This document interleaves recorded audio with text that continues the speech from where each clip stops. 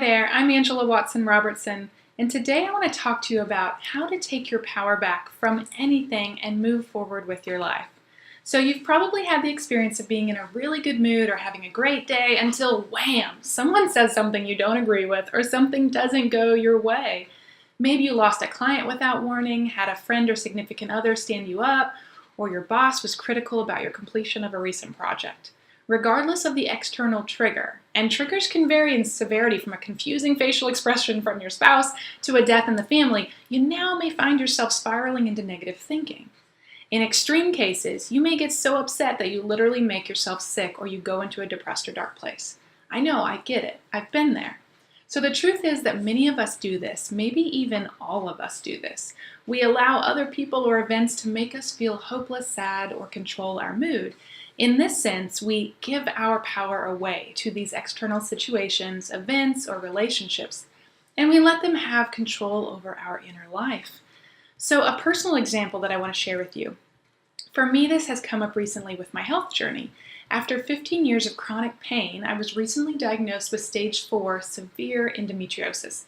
The roller coaster of this process has been difficult, and I have worked hard to research all of the options available to me to feel better and to do so in a natural and healthy way. In the end, I decided on surgery and approached my post-operation meeting with my surgeon with anticipation. I had an open mind about follow-up care, and I was ready to move forward with my life and take care of myself. However, this surgeon didn't show up to our meeting with the same intention. He made comments and short remarks that left me feeling misunderstood and not heard. Afterward, I spent about 24 hours in emotional despair. I spiraled into a dark place I rarely go to anymore, and I started to feel unwell.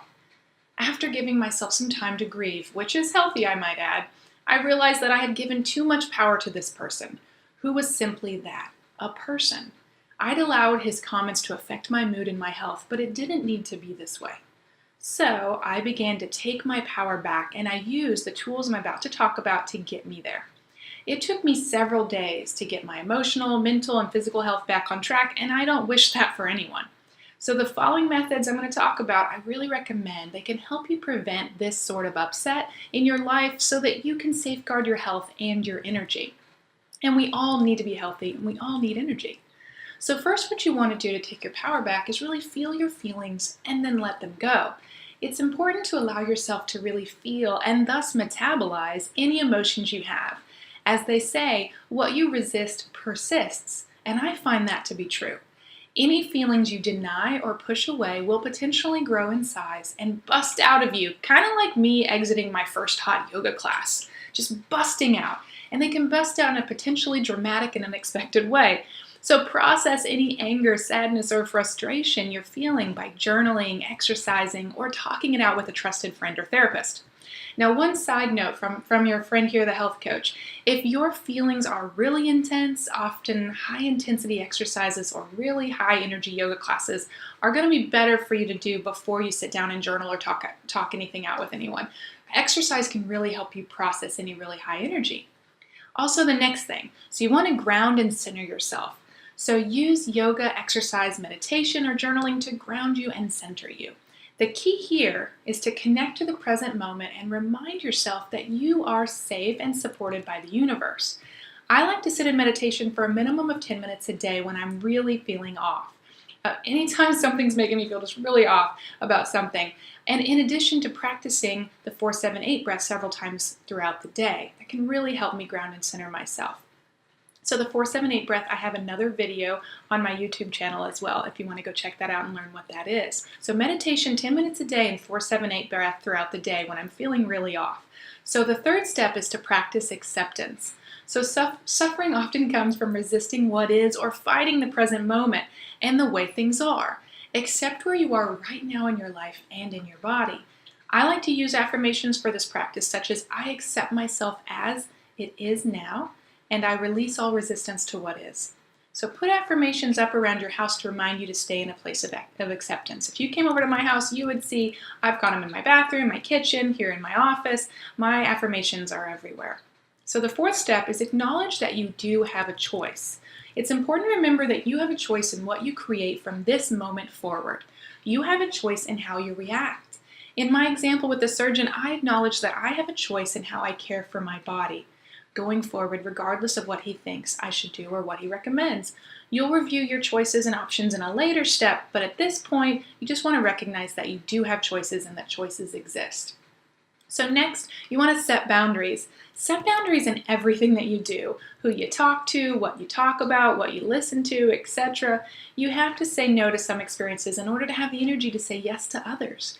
In my example with the surgeon and my endometriosis diagnosis, I realized I needed to set a boundary with the surgeon. I no longer allowed myself to be in a conversation with him alone. My husband would go with me. So in addition, I set boundaries with who I would talk to about my disease and the amount of time I would allow myself to be involved with Facebook forums about the illness or researching online. So the next step number 6, is do your homework. Research and do your homework about your options in regards to how to move forward from here. Knowledge is power. This can be applied to any situation in relationships, work, health, family. Talk to others who have been in your shoes and ask them how they've handled it. Make calls, get online, join a Facebook forum about your topic, talk to a trusted friend or therapist, and brainstorm ideas. Often when you engage the help of others, you'll see that more options exist than you may have realized. Just the act of knowing your available options and choices can have a profound positive impact on your state of mind. So next, you want to make a plan. So the fun part is here, and this is where I often feel the most empowered. Take your list of all available options and begin to consider them. Circle those that feel the best to you in your gut, what really feels good. Use a balance of your head knowledge and your heart knowledge here. Once you've narrowed down your options, then you want to make your detailed plan. Create a step-by-step list or guideline for yourself to move forward. I usually start out by creating a list in my journal, and then I may type it up. I may even create a folder in Google Drive where I gather other important information regarding the topic. That's kind of formal, but that works for me. Make it as formal or informal as you like. But writing down your plan is key. In my example about my health, my plan involved the books I would read, people I would talk to, supplements to research and try, and diet changes to implement. Your plan will be personal to you and your situation. So now you try it. Take a situation in your life that has triggered you or upset you recently and decide to get yourself into an empowered place about it.